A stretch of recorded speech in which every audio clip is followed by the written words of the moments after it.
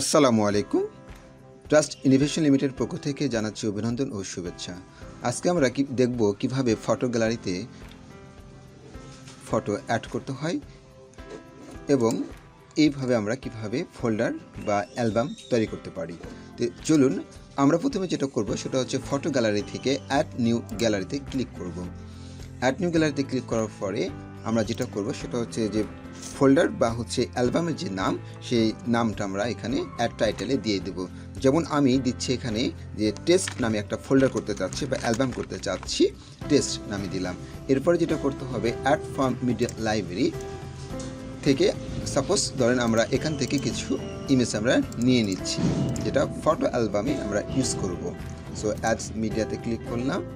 এরপরে এখানে দেখুন যে বিষয়টা সেটা হচ্ছে যে আমরা যখন ফটো অ্যাড করার পরে এই যে থাম্বনেল যে সাইজ, এই সাইজটাকে আমরা যেটা করব সেটা হচ্ছে 250 অথবা 300 দিয়ে দেবো। ধরুন আমি এখানে 250 দিয়ে দিলাম, অর্থাৎ 250 হাইট এবং ওয়াইড দিয়ে দিলাম। এরপর যেটা করব সেটা হচ্ছে আমরা পাবলিশড করে দেব।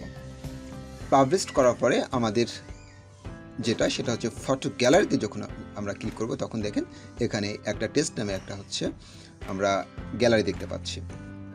এখন এই যে টেক্সট যেটা আছে এই টেক্সটটা কিন্তু এখানে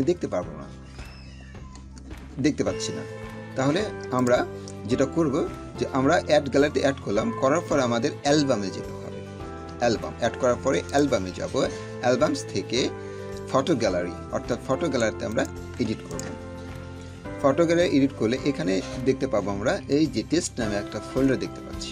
এখন এই ফোল্ডারের উপরে যেটা আমরা কী করবো সেটা হচ্ছে ক্লিক করব। ক্লিক করার পরে আপডেটে ক্লিক করে দেবো। যতক্ষণ না পর্যন্ত আমরা এই টিক মার্ক দেবো ততক্ষণ পর্যন্ত কিন্তু আমাদের ফটো গ্যালারিতে এটা দেখাবে না। এখন দেখেন এই যে ফটো গ্যালারিতে কিন্তু ফোল্ডারটা চলে আসছে। তো আমরা তাহলে দেখলাম যে আমরা কীভাবে ফটো গ্যালারি আমরা ফটো অ্যাড করতে পারি। সবাইকে ধন্যবাদ জানাচ্ছি। আসসালামু আলাইকুম।